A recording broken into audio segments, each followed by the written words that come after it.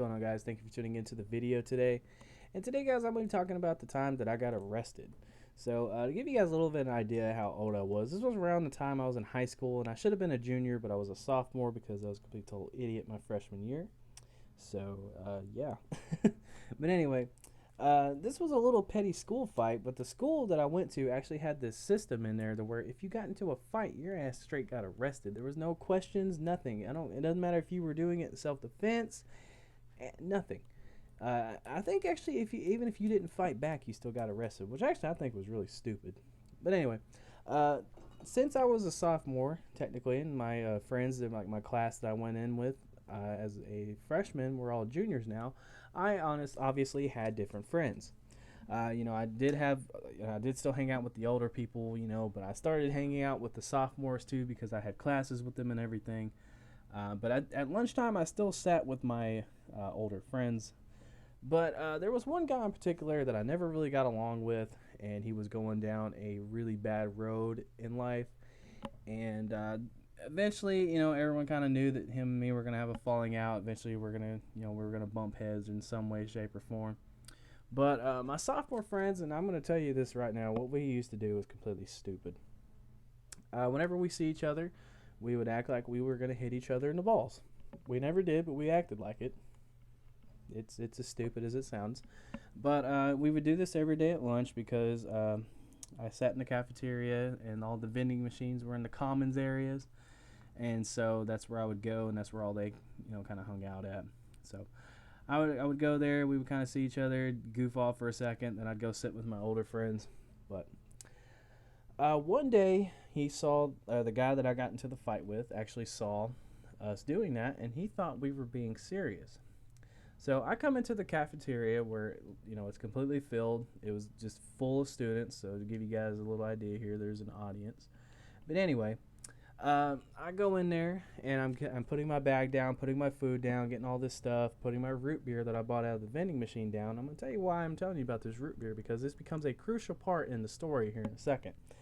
So he tries to hit me in the balls. He does like a little swing towards my nuts. I jump back and I'm like, what the hell's your problem?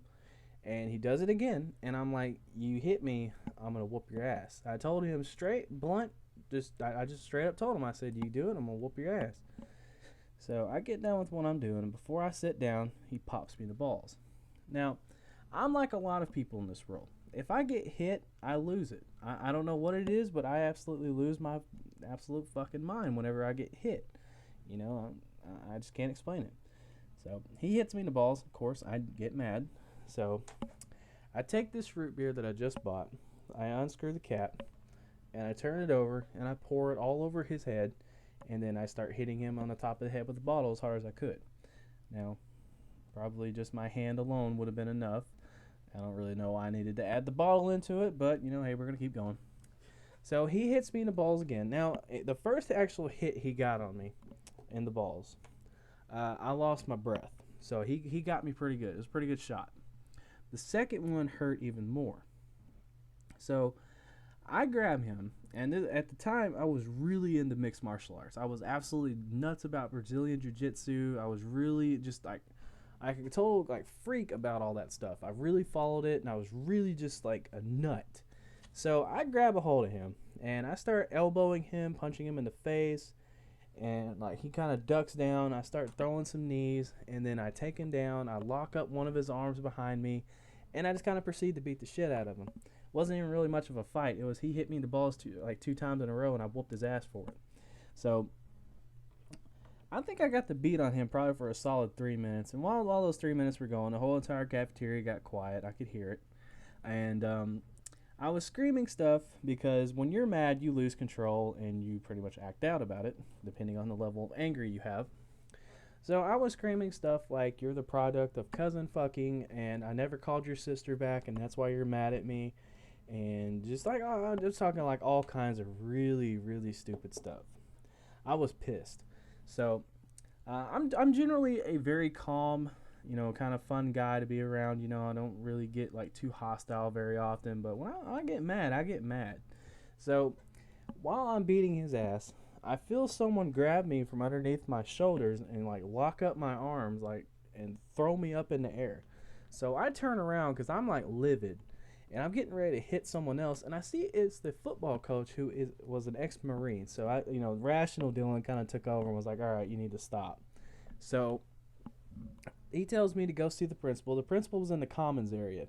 So I walk by everybody in the cafeteria, and they're just like staring at me because they all saw what I did. They all saw that I was like this crazy little fucker that knew how to hurt people, and they were just giving me some weird looks. So I walk out, and the other group of friends, my new friends, the sophomores, they're all standing there, and they see me. And later on, they tell me that like my whole body was just completely red, and they can tell that I was extremely angry, and it was just kind of obvious that something had happened. But so I go ahead and I go to the principal and I tell them what happened, because he was like, "What's wrong with you?" Like, because he knew me, he's a friend of the family, and he was like, "Well, what happened?" I told him, I said, "Hey, I got into a fight," and he said, "All right, well," he goes, "we need to go to the office then." So we go on down there, and they have the little dipshit that I got into the fight with, that thinking about him makes me mad because I don't like him at all, even to this day. But so he walks in and he just kind of grabs, the principal grabs me and throws me in his office and closes the door because he knows that I'm about to go off on him again. He tells me, he said, "All right, we're going to call your dad." And I say, "Don't call my dad, because if you call my dad, you're going to need another set of cops whenever he comes here and kills me." So they call my mom, and he said, "All right, well, yeah, we're going to have to call your mom so that way she can meet you at the police station because you're going to get arrested." And I was like, "What the fuck? What?" And this is, okay, a minute ago, I'm telling you guys how I'm this, I was this, like, hard-ass MMA fan. I fought like it and everything. Well, now I'm a little bitch. At this point in the story, I'm just a little bitch. I'm like, no, no, no, no, no, don't call the police, no. So he calls them, and a sheriff and a deputy show up. The deputy takes him, and this 500-pound sheriff takes me.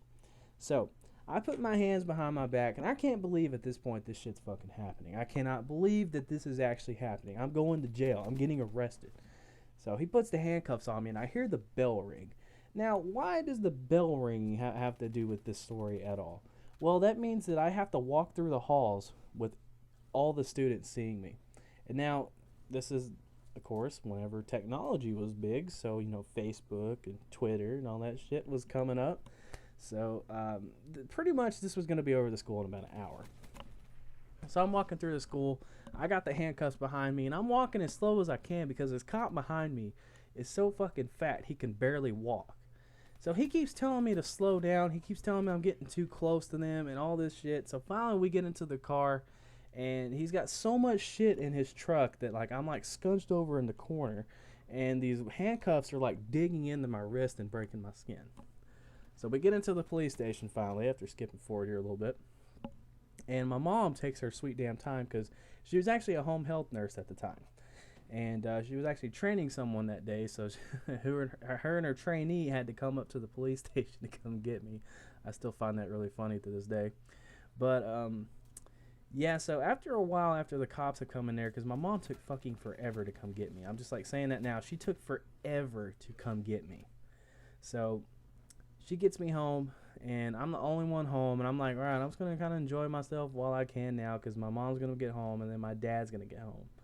So she comes home, and she's like, what you did was really stupid. And to this day, I cannot believe I just didn't tell my parents that I did it in self-defense. I don't know why I didn't just say that. But eventually they kind of figured it out and kind of backed off a little bit because they understood the situation, and they kind of knew that, I wouldn't say I wouldn't say I was justified because, you're at school to get an education, but you guys get the point. So anyway, my dad comes home. He's absolutely livid. He gives me this long, like horrible lecture about like how fucking stupid I was and how disappointed he is in me. He's not even mad at me. He's disappointed in me, which goddamn, that hurts so much more. I don't know what it is, but like I'm cool with my mom and dad being mad at me. They'll get over shit. But when they tell you that they're disappointed in you, that hurts so much more.